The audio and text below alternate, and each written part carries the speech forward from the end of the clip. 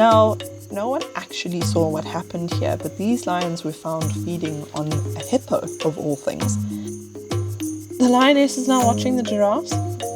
Oh, look, she's going after them. What? Well, hello. As you can tell, I've got way too much energy today. But I am really keen and excited to get out on safari today. The plan for this morning is actually to head out and see if we can catch up with those massive migration herds that we last saw. And you never know, maybe this time we'll be lucky and get a bit of a river crossing, but at the end of the day, I'm just excited to be out in this beautiful place and to explore some more. So let's get out there.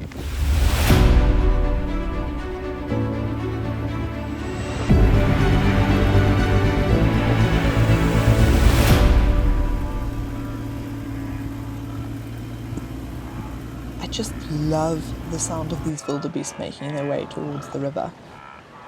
And these are the same kind of wildebeest that we would find in South Africa. We know them as blue wildebeest or the brindled canoe.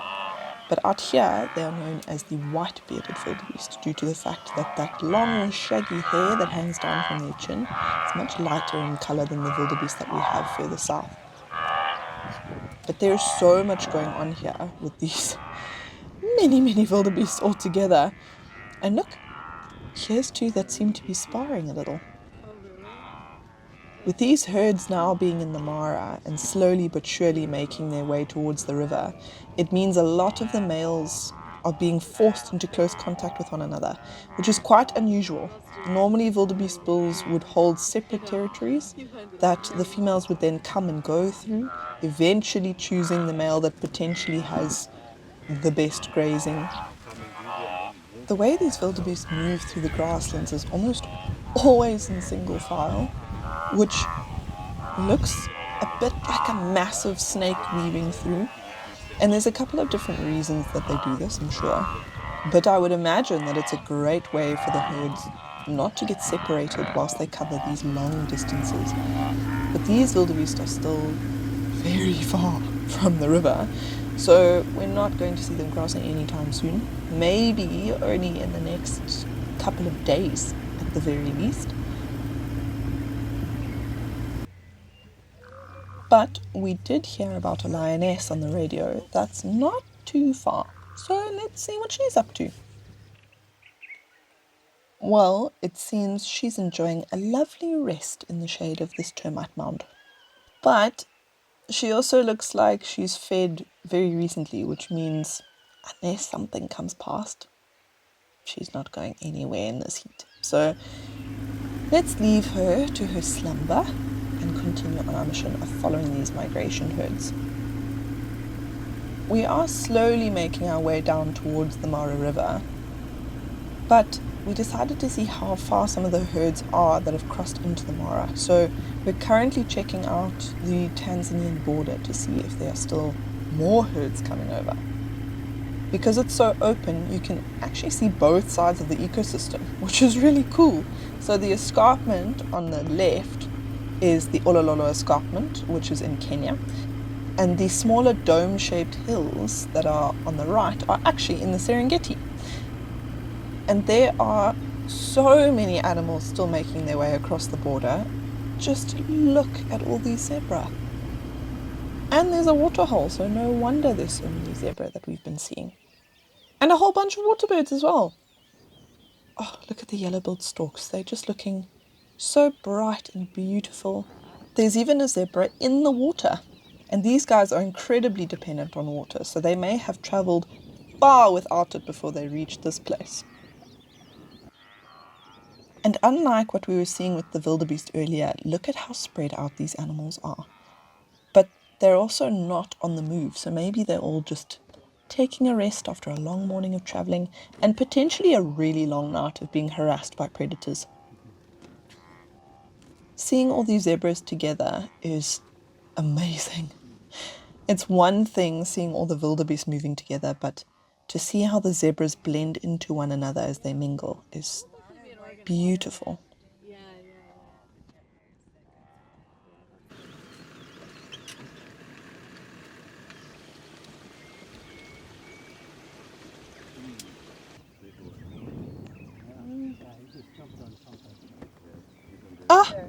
There's something moving in the grass. What is that? Oh, it's a serval. Oh, wow.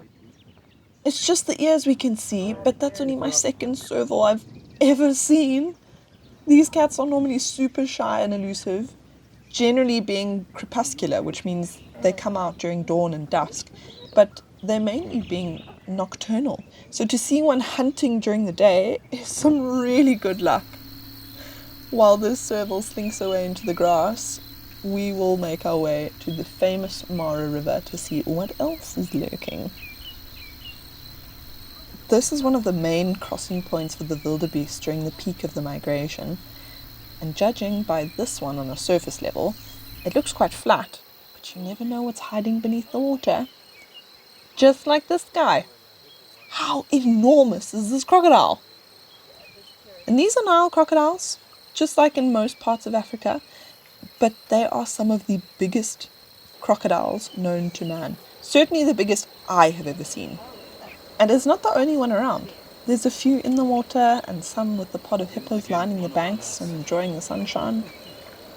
And the hippos don't really have much to worry about. They seem to have formed a truce with the crocodiles. And the crocs are far more interested in something that can't really fight back as hard, just like the wildebeest crossing the river. But there's still a while before that happens, so while we still have some light, let's try to explore some new parts of the reserve before we have to head back to camp.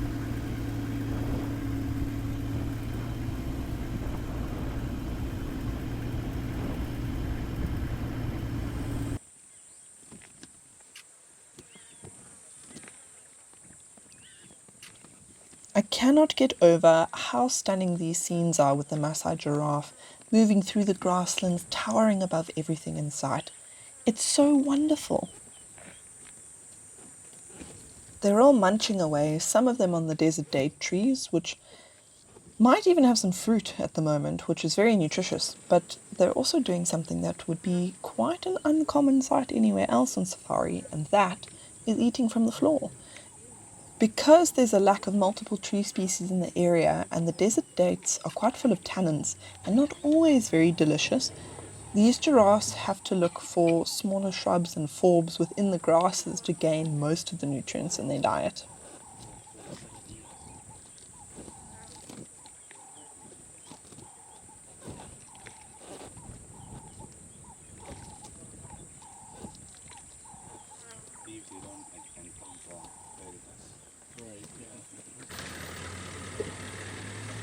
And this one's ruminating away here, which means if we watch for long enough, we may be able to see her swallow.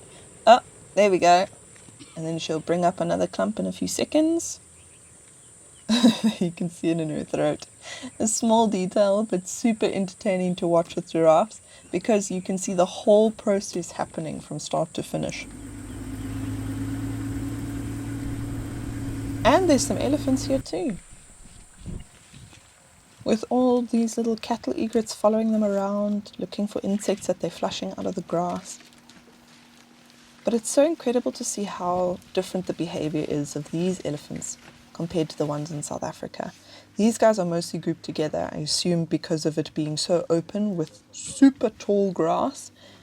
It means the mothers want to keep a really close guard on those little ones.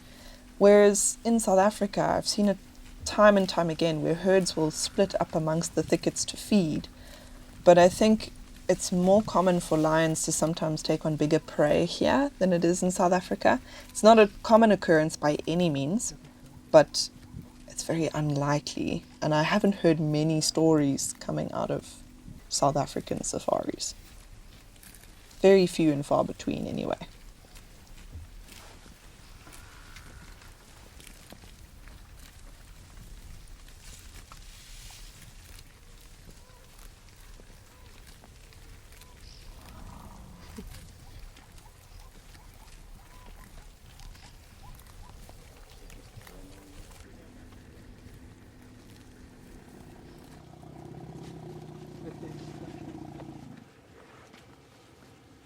It seems these elephants and egrets are moving off slowly. We heard an update about some lions that were found sleeping this morning that seem to be a bit more active now. But we're losing time before the gate closes, so let's not waste it and see what those cats are up to.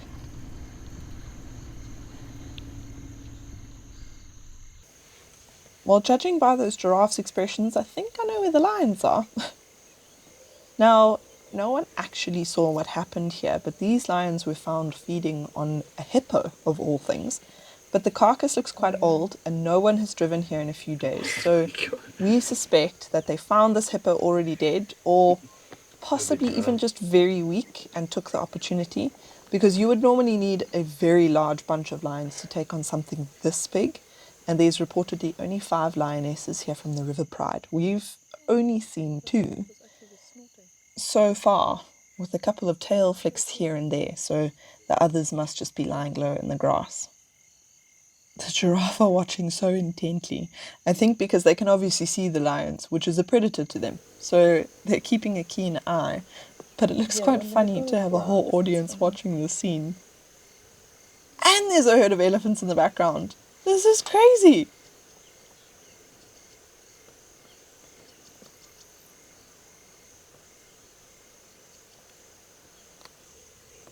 It's coming over. Looks like a small one now, right? Yeah, smaller than the one eating. The lioness is now watching the giraffes. Oh, look! She's going after them. What? She's probably having a bit of fun, because she knows they'll run away. But I also think she's trying to move them off, because they're snorting and standing around staring at exactly where the lions are, which shows everything else in the area where they are.